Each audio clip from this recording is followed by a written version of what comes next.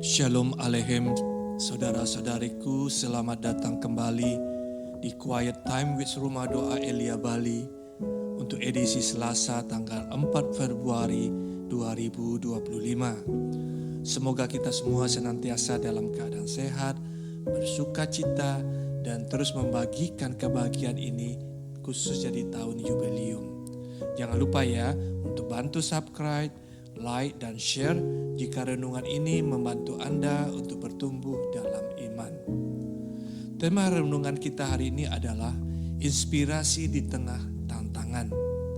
Saudara-saudara yang terkasih, hari ini kita merenungkan sebuah kesaksian iman yang luar biasa. Bukan dari manusia biasa, melainkan dari Tuhan Yesus sendiri. Bacaan kepada orang Ibrani bab 12 ayat 1-4 yang kita dengar hari ini mengingatkan kita untuk berani menanggalkan semua beban dan dosa yang merintangi hidup kita. Sebab pergumulan kita belumlah sampai bercucuran darah. Namun, pernahkah kita benar-benar merenungkan betapa beratnya pengorbanan Yesus sendiri bagi keselamatan hidup kita?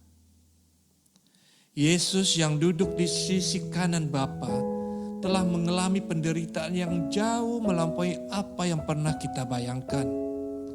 Ia dicobai di padang gurun, bergumul dengan godaan iblis. Ia mati di kayu salib, bercucuran darah, menanggung dosa seluruh umat manusia. Pengorbanannya yang sempurna ini adalah sebuah bukti ketaatan dan keteguhan iman. Dan ini adalah sebuah contoh teladan yang tak ternilai harganya bagi kita yang mendengarkan renungan ini hari ini. Saudara-saudariku, jika Yesus saja mengalami penderitaan yang begitu berat, bagaimana dengan kita manusia ini? Hidup ini adalah sebuah perjuangan. Janganlah kita terlena dengan kenikmatan duniawi yang fana. Dosa memang menawarkan kenikmatan sesaat, namun akibatnya adalah maut dan binasa. Surat kepada orang Ibrani yang kita dengar mengajak kita untuk tidak jemu-jemu berlomba dalam iman. Ingatlah, pergumulan kita belumlah seberapa dibandingkan dengan apa yang telah Yesus alami. Oleh karena itu, kita diminta untuk membuang segala beban dosa yang merintangi kita dengan memuji dan menyembah Allah. Mazmur 22:23, Aku akan memberitakan namamu kepada saudara-saudaraku, di tengah jemaat aku akan memujimu. Inilah iman yang sejati, iman yang tetap memuji Tuhan di tengah badai kehidupan, yang tidak pernah berhenti menyembah Allah, bahkan dalam saat-saat tergelap dalam hidupnya. Saudara-saudara, kisah orang yang kemasukan roh jahat dan perempuan yang sakit pendarahan dan anak Yairus yang dibangkitkan kembali dari tidurnya menurut Injil suci Markus 5:21-43 yang kita dengar hari ini juga memberikan pelajaran berharga bagi kita, yaitu bagaimana Tuhan Yesus membebaskan orang dari sakit penyakit dan diserahkan kembali kepada keluarganya dan kepada komunitas religius mereka, dan orang yang kerasukan roh jahat dikembalikan lagi kepada dirinya sendiri, termasuk orang yang mati dihidupkan untuk kembali hidup bersama dengan keluarganya. Sebuah gerakan transformatif. Tetapi hari ini gerakan proaktif wanita pendarahan yang menyentuh jubah Yesus adalah sebuah tindakan signifikansi yang melampaui dari sebuah mukjizat. Kita yang saat ini sedang dalam pergumulan hidup membutuhkan gerakan yang sama.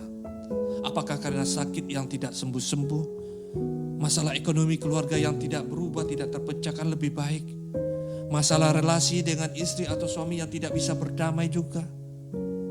Saudara-saudara, jangan biarkan kita begitu ragu-ragu, tidak percaya kepada kasih Tuhan. Beranilah beranilah kita menarik Tuhan Yesus dalam hidup spiritual kita secara signifikan. Pertanyaannya, bersediakah kita? Maukah kita? Saudara-saudara, penyembuhan melalui jamahan jubah Yesus adalah simbol spiritual yang sangat dalam. Jubah Yesus adalah lambang kehadirannya, lambang kuasanya, dan lambang kasihnya itu sendiri. Ketika orang-orang itu menyentuh jubah Yesus, mereka tidak hanya mengalami kesembuhan fisik, tetapi juga pemulihan spiritual. Mereka merasakan kasih Allah yang menyembuhkan dan memulihkan. Yesus tidak pernah menjauh dari orang-orang yang menderita dan terpinggirkan. Ia justru mendekat kepada mereka. Ia justru mendekat kepada kita yang mungkin juga saat ini sedang menderita. Ia menyembuhkan mereka. Ia memulihkan harga diri mereka. Dan itu juga kepada kita semua. Saudara-saudara, mari kita teladani Tuhan Yesus yang selalu hadir bagi mereka yang menderita.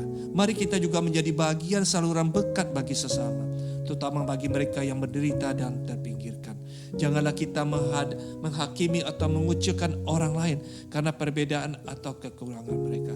Sebaliknya, mari kita tunjukkan kasih Allah kepada mereka. Seperti apa yang kita alami, seperti kesembuhan, seperti apa yang kita alami tentang kejamaan kasih Yesus kepada hidup kita. Seperti juga apa yang telah Yesus lakukan kepada kita. Marilah kita berdoa.